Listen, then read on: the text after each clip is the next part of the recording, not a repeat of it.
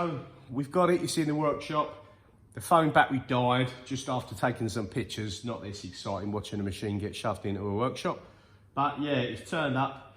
Obviously first time I've properly seen it, apart from the video walk round that they've done for me. So first impressions, can it be saved? Cosmetically, it's a bit rough. Guards, glass is knackered, but let's have a walk round and I'll show you what I think the situation is. So in general, so there's my one over here.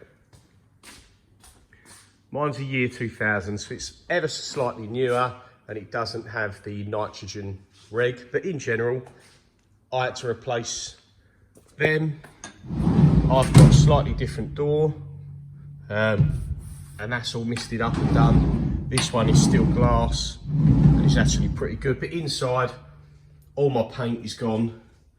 My guards are a bit rusty, tool changes, not got much paint on it, but these guards are pretty good. Okay, so there's my machine. And now this one is 3 years older, I believe. This is 97. Now around the outside, it's actually not too grubby. You got a bit of wear on the keypad there, tool changer, and all that side of it. It's actually a lot nicer than mine. Whether it was rebuilt, but that's black underneath. But you know, a little bit dirty and grotty here and there, but in general, it's probably in better condition than mine. Motor housing, spindle cover, whatever you want to call it, for the Z-axis. Not too bad, but it's been unbolted. Now, the other thing you might notice from a couple of the pictures is some numpty put the block actually on the spindle, and you can see where the dogs have sat in the block. It's a nice soft bit of wood, but it travelled like that. It's never good, but the spindle turns. It doesn't feel rough. Obviously, you won't know until you run it up, if it runs. Don't know if this machine actually runs yet, so we'll see. But the spindle turns. Now, this is stripped out because it didn't have the lifting eye. And the way covers will normally come and they actually bolt to the front of this, and the lifting eye threads into here and would stick out, and then that's your balance point to go over the front there while you lift off of the main rear lifting eyes at the top. Now, they've pulled that all off to strap it. Not my guy, this was already off from someone who'd done it before, because he actually carries a lifting eye, and he put a lifting eye, he would have put a lifting eye in there, but because it was off, he strapped around it like they did. But of course, it's been unbolted, not been put back.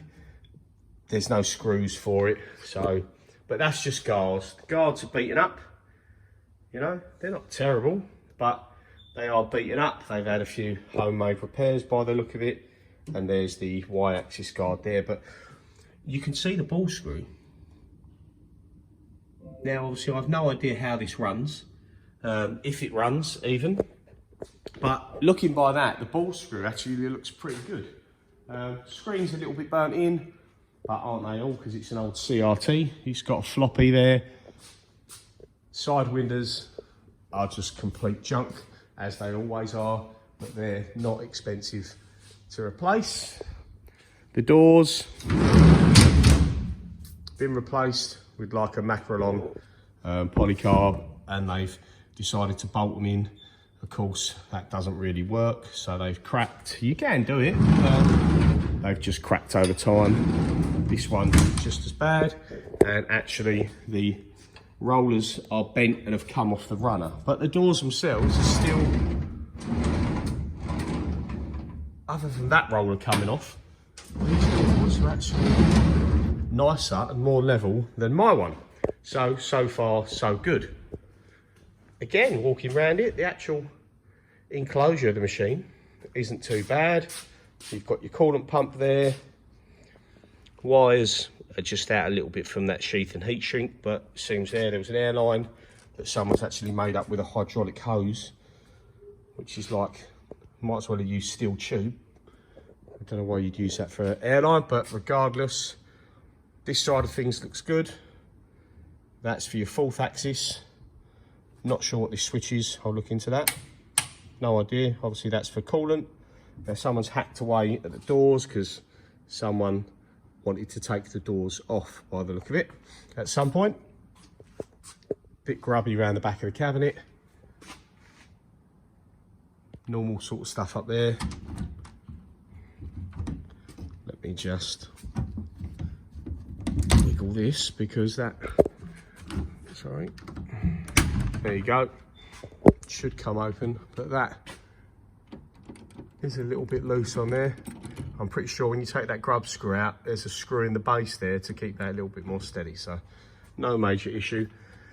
There was a disc in here, and it's actually, even though this doesn't say it, it says it's got macros, rotation, rigid tapping, and it's got the codes for it, so that's a good sign. We've got 3 smart amps and 1 older style amp. That's what's in my machine. I've got 4 of them. Again, don't know if these work, but they're fixable. This one says it's 40, but you can't really go by that because mine on my machine had a tag on it that said it's 40, and it's actually okay. Now we've got the same vector drive as mine, which is again 69 1000. You'll see down there. This has got, I think it is exactly the same casing. And yeah, so if this turns out to be no good, then there's a fair few bits I can keep on here. That would have got me out of trouble on 3 occasions now. Longest time I was down because of the vector drive was 3 weeks, nearly 3 weeks. So if all goes to pot with this machine, I'm not going to try and fob it off to someone else with issues or hashes or trying to sell junk. You know, if it's a running machine and let's say, you know, in an ideal world it needs new ball screws, I replaced the ball screws on mine with brand new Haas ones. One was £1,700, one was £1,400, I think, plus that. So it's not crazy money, but because I've got that bigger machine coming, that's the one I want to put money into. So I don't want to go crazy on this. But let's just say it's too sloppy and the spindle's knackered or something like that, then this is worth the money to me, and so is the drives. It's got a different power set up down there, and this board's different. These boards are going to be different too, but that and that as spares for me on their own are going to be worth keeping if I can't do anything with the machine. So it's got the right bits in there. Now, nitrogen setup. Obviously, they said there's no nitrogen in it, so something's gone wrong, but they've had a look at this. Someone's had a look at it because someone's tried something, because the hose is undone, and when you pressurize these and you pump them back up, you don't undo this hose. You fill it up through here with the nitrogen. This hose is for the oil going up top. Guard dog at the ready. Obviously this hose is relatively new, so someone's replaced it and spent a little bit of effort. This is the pressure switch, obviously that tells the control, the machine and the hardware, software, whatever you want to call it, sorry, that it's got pressure and everything's okay.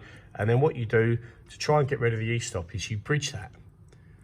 Now someone has bridged that, and I'm guessing it made no difference and it's still got an emergency stop. So in my opinion, the issue that I was told was the emergency stop because of the nitrogen is probably a deeper issue, and it could be something else more terminal. And that's not to say that they lied to me. They sold it as it is. It's got an issue, it's got an e-stop. It could be to do with that, we're not sure. It is what it is, you know. I reckon someone's had a look. And the cover's been off here because it's not bolted back on properly. So we'll see. I'm not going to go too mad into it because, again, I can put time into it to try and get it running and see what's what, but I can't just throw loads of money at it because I've got the other machine. I need to make a quick decision whether to cut my losses with this or not. So what I can do is I'm going to take all the axis covers off. I'm going to take them off the X, and I'm going to take, well, that one's already off the Y, but I'm going to take the rest of this sheet off so I can see underneath it and see what that looks like. And then I'm going to pull the head cover off so I can see behind there of what people have pulled apart, because someone's definitely had a go. And you look up there and cables look pulled about and loose. So yeah, I'll get up there, I'll have a little look, I'll take this off. The annoying thing is I've got the nitrogen cylinder. I ordered that, and that is down there, our nitrogen. So I just got that from BOC, I've got an account with, ready to charge it up. I've got the hose, I've got the Schrader valve, and I ordered because them nitrogen bottles are pressurised to 3000 PSI, obviously you don't just want to be connecting a hose directly to that and just opening the key full pressure. So I ordered a high pressure 170 bar regulator, which is nitrogen specific and this, that and the other. And that was on 7 days ordered it 10 days ago. And today on the 10th day, after chasing and chasing and chasing, they phone me up and say, yeah, it's gonna be like 6-7 more weeks because the parts aren't there. Like, if you told me a week ago, I would have gone somewhere else. So I ordered another one today, which is now gonna be 5 to 7 days. So I can pull the covers off and I can have a look, but I can potentially power it up, but it's not going to do anything without nitrogen and oil in there. So until I get that high pressure regulator, there's not really a lot else I can do with it other than take the covers off and sort of inspect. So I've got roughly 5 weeks till the other machine is ready, if that deal goes through on that machine, and they're ready to get rid of it when they think they're going to be. So if that goes through, I've got 5 weeks to play with this and get this either gone, stripped, scrapped, whatever I'm going to do with it, sold, however it pans out. Obviously, you'll find out in a later video. So I've got 5 weeks to play with it and make sure it's gone before the other one comes. So yeah, when I pulled the head off, pulled the covers off, I'll bring you back, we'll have another look at it. Cheers for watching. Okay, so we're up on top of the machine. I've pulled the covers off and I'm having a look. And it isn't drastic, to be fair. There's mess. People have been in here, obviously. Lots of loose wires. And a lot of this is mainly because people have unplugged it rather than have it hooked in where it's meant to be. You've got an air sensor one there, which is broken. It's obvious where it's come from.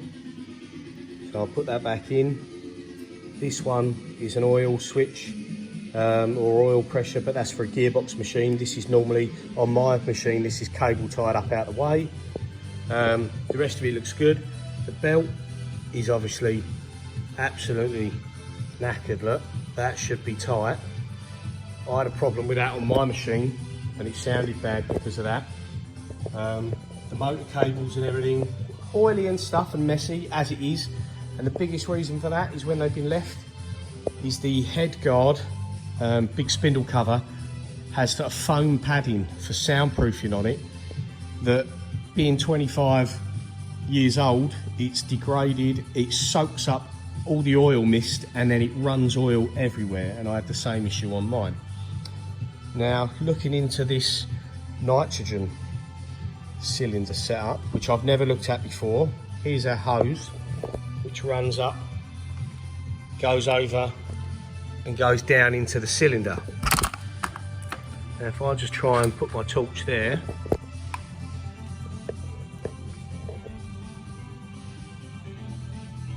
there's the cylinder, you can see it going down there.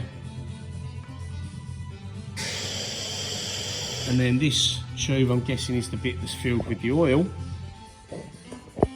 Now, they've disconnected this hose, so obviously oil has run out because there's evidence of it down the side of the machine.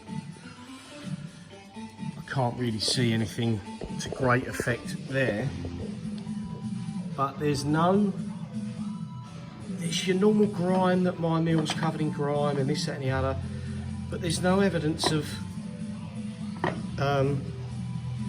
oil everywhere.